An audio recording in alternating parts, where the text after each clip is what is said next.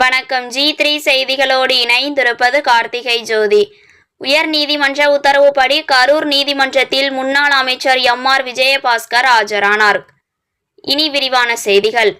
கரூரில் காவிரி ஆற்று மணலை சட்டவிரோதமாக உரிய ஆவணங்கள் இன்றி பதுக்கி வைத்திருந்ததாக முன்னாள் அமைச்சரும் கரூர் மாவட்ட அதிமுக செயலாளருமான எம்.ஆர். விஜயபாஸ்கர் மீது கரூர் நகர காவல் நிலையத்தில் அண்மையில் வழக்கு பதிவு செய்யப்பட்டது. இந்த வழக்கில் சென்னை உயர்நீதிமன்ற மதுரை கிளை மார்ச் 31ஆம் தேதி வரை கால அவகாசம் கொடுத்து பின் ஜாமீன் வழங்கியிருந்தது.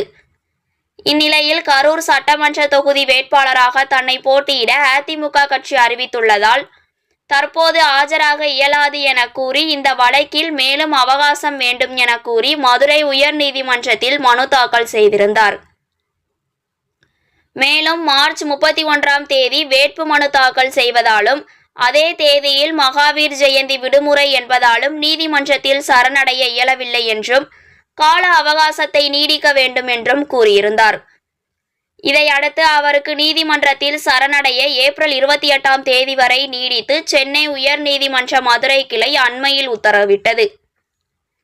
இந்நிலையில் நாளை நீதிமன்றத்தில் ஆஜராக கால அவகாசம் இருந்த நிலையில் ஒரு நாள் முன்பாகவே முன்னாள் அமைச்சர் எம்.ஆர். விஜயபாஸ்கர் தனது வழக்கறிஞர்களுடன் கரூர் குற்றவியல் நீதிமன்றம் எண் 1 நீதிபதி பரத்குமார் முன் ஆஜரானார்.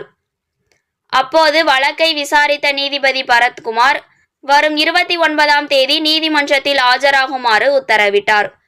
மேலும் நாளை முதல் கரூர் நகர காவல் நிலையத்தில் கையெழுத்திட வேண்டும் என்று உத்தரவிட்டார்.